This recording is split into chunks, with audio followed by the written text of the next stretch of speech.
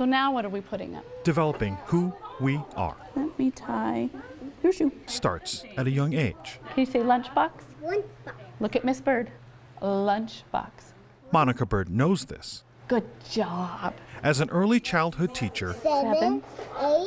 at Lopez Elementary in Fort Collins, she knows this as the daughter of Frank Perez. My dad used to have a restaurant. And guess what we made there? What? Tacos and burritos. Monica says what her father made here is a difference. It may be just an old 70s building to you, but do you know what went in to make that building? Do you know where he came from? Frank Perez and his parents came from Mexico during World War II. When all the men went away to war and they needed somebody to pick the fields. In 1969. Before this was a busy intersection.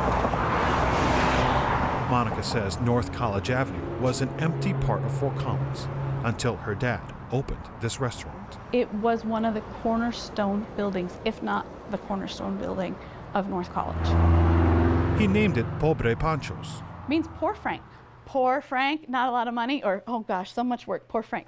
I don't know which. It could have been either or, and sometimes I think it was both. That's Miss Bird's otter. Does it look like him? Yep. Developing who she was. Monica worked here at a young age. A lot of my work ethic and drive comes from what I learned from my dad. A lot of what exists here now started, she says, with Pobre Panchos. He wasn't just a man who made tacos. That traffic light is there because my mom and my dad and a couple other businesses at the time fought for that traffic light. Pobre Panchos served food for more than 50 years. The windows that are up there were a tribute to my grandmother. Pobre Panchos shared what it means to be Hispanic. That place was a melting pot. He made it into a melting pot where he invited all ethnicities to view our culture. In 2020, Frank got terminally ill. Monica says he had to close and sell the building. He was afraid he was dying. He wanted to make sure my mom was taken care of, and he felt that was his only choice.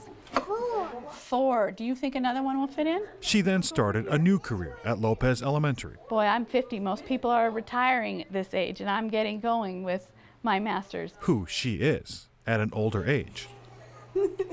Miss Bird's favorite thing. Is a teacher fighting to save local history. An orange! For the next generation. The new owner wants to tear Pobre Panchos down. Monica calls it a symbol of immigrants chasing the American dream. And that's why it's important to me that it shouldn't go, because then all of that goes away. People forget. She wants them to remember because it's who we are. It is the story behind the building. My father, where he came from, the cornerstone, longest Latino business, single owner in Fort Collins. With photojournalist Alex Castillo, Nelson Garcia, 9 News. The Fort Collins Historic Preservation Commission has voted to save the Pobre Panchos building as they consider a designation as historic landmark. The current owner of the property has appealed to City Council, and they're going to talk about it next Tuesday.